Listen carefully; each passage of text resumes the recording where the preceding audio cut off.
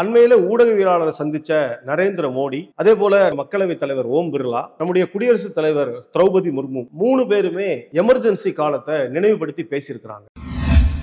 ஒரு சினிமால வடிவேலு கண்ணாடியை பார்த்துட்டு குரங்கு பொம்மை பாரு, அது நல்லா பாரு நீதான் அப்படின்னு சொல்ற மாதிரி இருக்கு.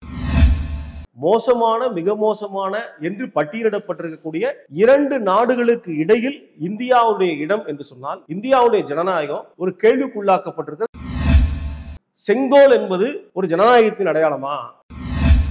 1975ல எப்படி ஒரு டிக்ளேர்ட் எமர்ஜென்சி இருந்ததோ, இப்ப அதை போல அறிவிக்கப்படாத ஒரு அவசர நிலைக்குள் இந்திய அரசியல் என்பது தள்ளப்பட்டிருக்கிறது. ஜனநாயக உரிமைகளை மட்டுமல்ல, தனி மனித சுதந்திரத்தையும் பறிக்கிற ஒரு அன்டிக்ளேர்ட் எமர்ஜென்சியாக இருக்கிறது. வணக்கம், இது தீக்கதிர் நியூஸ் அண்ட் வியூஸ். அண்மையில ஊடகவியலாளரை சந்திச்ச நரேந்திர மோடி, அதே போல நாடாளுமன்றத்தினுடைய மக்களவைத் தலைவர் ஓம் பிர்லா, நம்முடைய குடியரசுத் தலைவர் திரௌபதி முர்மு 3 பேருமே எமர்ஜென்சி காலத்தை நினைவுபடுத்தி பேசியிருக்கிறாங்க. இந்தியா விடுதலை பெற்று பொன்விழா ஆண்டை இன்னும் சில மாதங்களில் நாம் கொண்டாட இருக்கிற இந்த தருணத்துல எமர்ஜென்சி என்பது ஒரு கருப்பான நாட்கள் அப்படிங்கிறத அவங்க மீண்டும் மீண்டும் நினைவுபடுத்தியிருக்கிறாங்க. ஆனா அண்மையில விடெம், ஸ்வீடன் நாட்டை மையமாக வைத்து வெரைட்டிஸ் ஆஃப் டெமோக்ரஸி அப்படிங்கிற ஒரு நிறுவனம் தொடர்ந்து 8 ஆண்டுகளாக உலகத்தில் பல்வேறு நாடுகளில் எப்படி டெமோக்ரஸி இருக்கு அப்படிங்கிற ஒரு அறிக்கையை தொடர்ந்து வெளியிட்டு வர்றாங்க.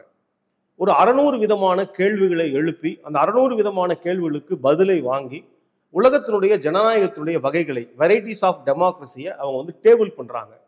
அப்படி இந்த ஆண்டு மார்ச் மாதம் வெளியிடப்பட்டிருக்கக்கூடிய அந்த விடெம் ரிப்போர்ட்ல உலக மக்கள் தொகையில 35% மக்கள், அதாவது 3ல் 1 பங்கு மக்கள் எதேச்ச அதிகாரத்தின் கீழ், ஆட்டோகிரசி அப்படிங்கிற எதேச்ச அதிகாரத்தின் கீழ் வாழ நிர்பந்திக்கப்படுகிறார்கள் அப்படின்னு அந்த அறிக்கை சொல்லுது. மிக முக்கியமான விஷயம், அந்த அறிக்கை சொல்றது அந்த 35%ல இந்தியாவுடைய 18%, உலக மக்கள் தொகையில் இருக்கக்கூடிய 18% இந்திய மக்கள் அனைவரும் ஒரு எதேச்சிகார ஆளுகையின் கீழ் வைக்கப்பட்டிருக்கிறார்கள் என்கிற உண்மையை அந்த அறிக்கை என்பது வெளியிட்டிருக்கிறது.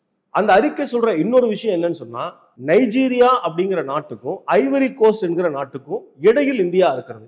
நைஜீரியா மோசமான நிலையில் இருக்கிறது, ஐவரி கோஸ்ட் மிக மோசமான நிலையில் இருக்கிறது.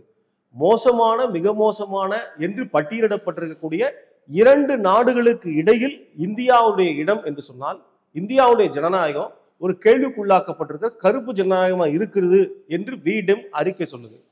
இதோட சேர்த்து அந்த அறிக்கை சொல்ற இன்னொரு முக்கியமான விஷயம், 1975ல எப்படி ஒரு டிக்ளேர்ட் எமர்ஜென்சி, அறிவிக்கப்பட்ட ஒரு நெருக்கடி நிலை, அவசர கால நிலை இருந்ததோ, அதை போல அறிவிக்கப்படாத ஒரு அவசர நிலைக்குள் இந்திய அரசியல் என்பது தள்ளப்பட்டிருக்கிறது என்று அந்த விடெம் அறிக்கை என்பது சொல்லுது. UAPAங்கிற சட்டத்தை இவங்க நிறைவேற்றி இருக்கிறாங்க. அதே போல ஊடக சுதந்திரம் என்பது கடுமையாக பாதிக்கப்பட்டிருக்கிறது. உலகத்துல எந்த நாட்டிலும் இல்லாத அளவுக்கு இன்டர்நெட் ஷட் டவுன்ஸ் இந்தியாவில் ரொம்ப அதிகமாக இருக்கு. பேச்சு சுதந்திரம் என்பது பறிக்கப்படுகிறது.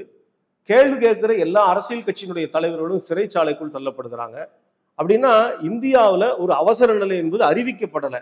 ஆனாலும் 1975இல் அறிவிக்கப்பட்டிருக்கிற அவசர காலத்தை போலவே அறிவிக்கப்படாத ஒரு அவசர காலத்திற்குள் இந்திய ஜனநாயகம் தள்ளிவிடப்பட்டிருக்கிறது அப்படின்னு விடெம் அறிக்கை சொல்லுது.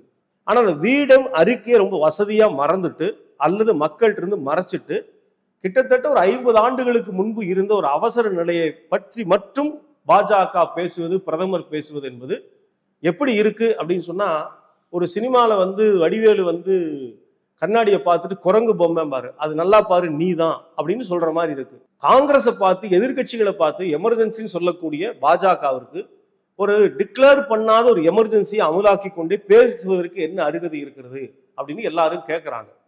இதெல்லாம் பேசுற நாடாளுமன்ற மக்களவை தலைவர் இருக்கைக்கு பக்கத்துல தான் செங்கோல் இருக்கு. செங்கோல் என்பது ஒரு ஜனநாயகத்தின் அடையாளமா? இல்ல, அது ஒரு அரசு அதிகாரத்தின் அடையாளம். அரசு அதிகாரத்தின் அடையாளமா இருக்கக்கூடிய செங்கோலை பக்கத்துல வச்சுக்கிட்டு அரசியல் சாசனத்தை தூக்கி போடக்கூடிய ஒரு பாஜக எப்படி அவசர நிலையை பேச முடியும் என்கிற விவாதத்தை மக்கள் இன்றைக்கு ஊடகவியலாளர்கள் பாஜக பார்த்து கேட்டுட்டே இருக்கிறாங்க. இதையெல்லாம் பாஜக கவலை கொள்ளுமா என்று சொன்னால் நிச்சயமாக கவலை கொள்ளாது.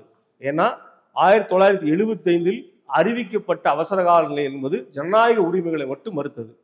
இப்ப பாஜக அறிவிக்காத அவசர நிலை என்பது ஜனநாயக உரிமைகளை மட்டுமல்ல, தனி மனித சுதந்திரத்தையும் பறிக்கிற ஒரு அன்டிக்ளேர்ட் எமர்ஜென்சியாக இருக்கிறது. மூன்றாவது முறை ஆட்சிக்கு வந்திருக்கிற இந்த பாஜக இந்த நடவடிக்கைகளை தொடர்ந்து கொண்டு செல்லும் என்று சொன்னால் இந்த அறிவிக்கப்படாத அவசர நிலை எதிர்த்த போராட்டத்தை பாஜக எதிர்கொள்ள நேரிடும் என்பதில் ஜனநாயகத்தை பாதுகாக்கக்கூடிய எல்லோருக்கும் ஒரு மாற்று கருத்து என்பது இருக்க முடியாது. நன்றி. மீண்டும் சந்திப்போம்.